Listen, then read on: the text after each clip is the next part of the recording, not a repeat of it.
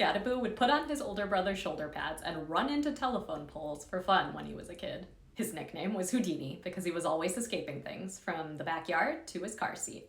His neighbor once showed up at their front door holding an 18-month-old Cam in his diaper because he had scaled the fence and plopped over onto the other side to play with the neighbor's kids. His parents had no idea he was missing. At 2, he climbed 16 feet up a rounded backstop at his dad's softball game in order to get a better view of him at bat. When an adult went up to save him, he jumped down headfirst like a little Spider-Man. At 3, he got a bike for his birthday and refused to ride it until the training wheels were taken off. But within 2 minutes, Cam was speeding down the street while standing on the seat and waving his arms in the air, delighted that he didn't have to hold the handlebars to ride. As his dad says, he did a lot of weird things growing up. And Cam says he's always the same person, whether it's at practice, on game day, or at home. This became clear to all of us when we could hear him screaming in the background of Coach Daboll's press conference recently. Apparently, this is a daily occurrence at the Giants facility. Growing up, he was a 49ers fan who hated the Seahawks and, by extension, Russell Wilson, their quarterback. Russell is now his quarterback with the Giants, and Cam's kind of his biggest hype man.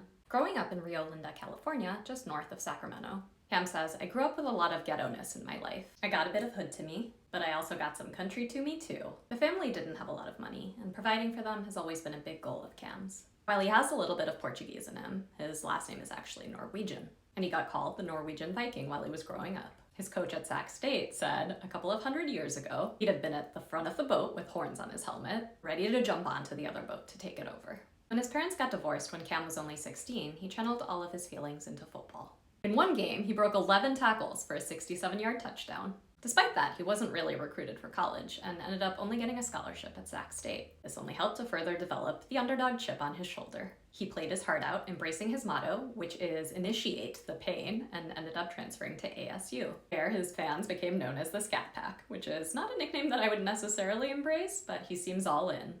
If you haven't already, you should definitely watch highlights of him breaking tackles there. It's kind of magical. He wishes he had been born 40 years earlier because he thinks his style of play is more suited to the old days, as he calls them. He's not a big partier, preferring to spend his off time hanging out with his girlfriend Chloe and his dogs at home and playing video games. And he thinks he could easily run down a couple hundred toddlers making his way down the field. I personally can't wait to see what he does next. He's quickly becoming one of my favorite players to watch. Who should I cover next?